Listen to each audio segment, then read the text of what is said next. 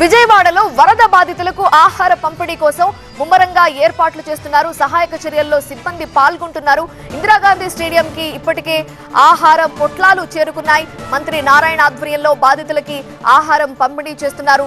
పెద్ద ఎత్తున వారందరికీ ఆహారం అందించేందుకు ఇప్పటికే ఏర్పాట్లు జరుగుతున్నాయి. తెల్లవారుజాము నుంచే వారికి ఆహారం అందించేందుకు ప్రయత్నాలు సాగుతున్నాయి. ఎందుకంటే వాళ్ళందరూ కూడా ఆహారం కోసం ఎదురు చూస్తున్నారు. 2-3 రోజులుగా వాళ్ళ ఇళ్లు నీళ్లలోనే నానుతున్నాయి. ఈ నేపథ్యంలో వాళ్ళ ఇంట్లోని సామాగ్రి కావచ్చు, ఆహారం కావచ్చు, ధాన్యం, బియ్యం మొత్తం తడిసిపోయిన నేపథ్యంలో ప్రభుత్వ సాయం కోసం ఎదురు చూస్తున్నారు. తాగునీటి కోసం ఎదురు చూస్తున్నారు. ఆహారం కోసం ఎదురు చూస్తున్నారు. ఈ నేపథ్యంలోనే ఆహారాన్ని సిద్ధం చేసిన ప్రభుత్వం పెద్ద ఎత్తున పంపిణీ చేయడానికి తెల్లవారుజాము నుండే కూడా సహాయక చర్యల్లో పాల్గొంటున్నారు. హెలికాప్టర్ల ద్వారా వారికి అందించే ప్రయత్నాలు కొనసాగుతున్నాయి. ఈవెన్ డ్రోన్స్ ని కూడా అందుబాటులోకి తీసుకొచ్చి బిల్డింగ్స్ పైన చేరుకున్న ప్రజలందరికీ కూడా డ్రోన్ల సహాయంతో ఆహారాన్ని పంపిణీ చేస్తున్నారు.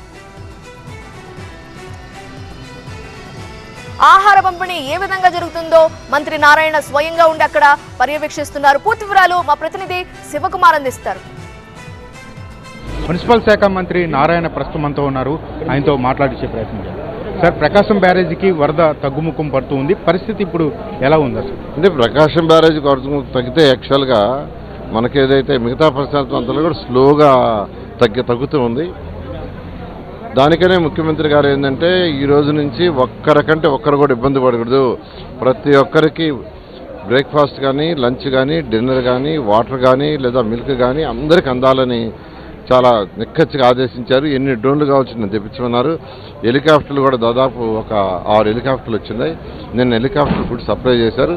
అందుకనే ఫుడ్ అంటే బ్రేక్ఫాస్ట్ అయినా, లంచ్ అయినా, డిన్నర్ అయినా ప్లస్ వాటర్ అయినా దాదాపు ఇవాళ 6 లక్షల వరకు ఎక్స్ట్రాగా తెప్పించాం. నిన్న తెప్పించిన దానికి 6 లక్షలక ఇవన్నీ కూడా దాదాపు 3 లక్షల వరకు వాటరు, 3 లక్షల వరకు బ్రేక్ఫాస్ట్ వెళ్ళిపోయింది. మిగతావి కూడా పంపిస్తున్నారు. మరొక గంటలో అన్నీ పంపిస్తున్నారు. అక్కడ కూడా ప్రతి ఒక్కరికి అందేటట్టుగా సీనియర్ ఐఏఎస్ ఆఫీసర్ని, ఐపీఎస్ ఆఫీసర్ని కూడా వేసాము.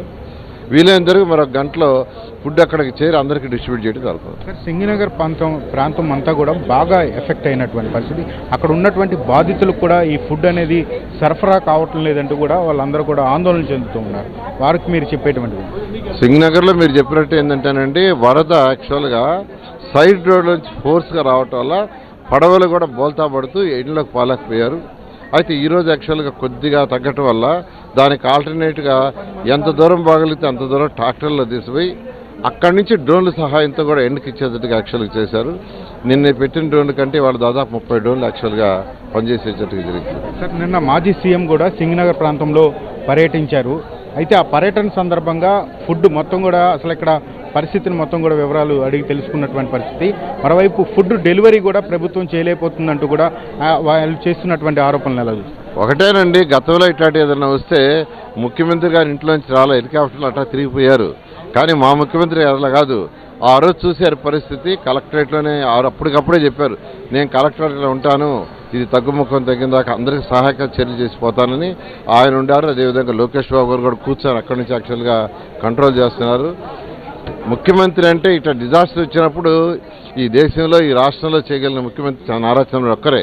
ఊరినేదో మాటలు చెప్పి అటా వచ్చి కళ్ళ నిలుస్తూ కాదు, ప్రాక్టికల్గా రియల్గా ఆయనే స్వయంగా నీళ్ళలో ఎక్కడికంటే అక్కడ దిగేస్తున్నారు, ఎవరెవరు ఇబ్బందులు పరిశీలిస్తున్నారు. ఇదంతా కూడా ఒక మానవ తప్పిదం, ఇది విపత్తు కాదంటూ కూడా చెప్తూ ఉన్నారు. చంద్రబాబు ఇంటిని కాపాడుకోవటం కోసమే ఈ వరదనంతా కూడా డైవర్ట్ చేశారంటూ కూడా ఆయన చేస్తున్నటువంటి వ్యాఖ్యల్ని మీరు ఎలా చూస్తారు? బుడమేరుకు వచ్చిన వాటరు ఆయన ఇంటికి సంబంధించింది కాదండి. బుడమేరుకు వచ్చిన వాటరు అది పైన ఒక్కసారి హెవీ రైన్ బట్టి బుడమేరు ఓవర్ఫ్లో అయింది, దానివల్ల వచ్చింది. అక్కడక్కడ బుడమేరు వైడెన్ చేయాలా, అది చేయలా. అది కానీ చేస్తుంటే ఫ్లడ్ ఇంకా ముందు పోయేది. తప్పు చెప్పాలంటే గత ప్రభుత్వం చేసిందే, అది కానీ చేస్తుంటే ఉండేది కాదు. అదేవిధంగా రిటైన్ వాళ్ళు మా 14-19లో కొంత హైట్ కట్టాం, ఇంత హైట్ వస్తుందని. తర్వాత కొంత ప్రభుత్వం వచ్చి కొంత కట్టింది. ఎక్కడైతే శ్మశానం ఉందో పాయింట్, ఆ పాయింట్ దగ్గర ఇంకా 2 అడుగులు డౌన్ ఉంది. అది కానీ లేకుండా ఉంటే కొన్ని ఏరియాలు ఫ్లడ్ వచ్చేది కాదు. ఎందుకు చేయలేదు గత ప్రభుత్వం? కాబట్టి తప్పు తీసుకుంటే గత ప్రభుత్వందే, తెలుగుదేశం ప్రభుత్వం కాదు. ఇప్పుడు అది ముఖ్యమంత్రి గారు వాటిలన్నింటినీ కరెక్షన్ చేయడానికి యాక్చువల్గా అధికారులతో మాట్లాడుతున్నారు. త్వరలో కరెక్షన్ చేయడం. గత ప్రభుత్వ తప్పిదాల వల్లే ఈ ఘోర వైఫల్యం చెందిందంటూ కూడా మంత్రి నారాయణ చెప్తూ ఉన్నటువంటి పరిస్థితి. కెమెరామ్యాన్ నరసింహతో శివకుమార్, విజయవాడ.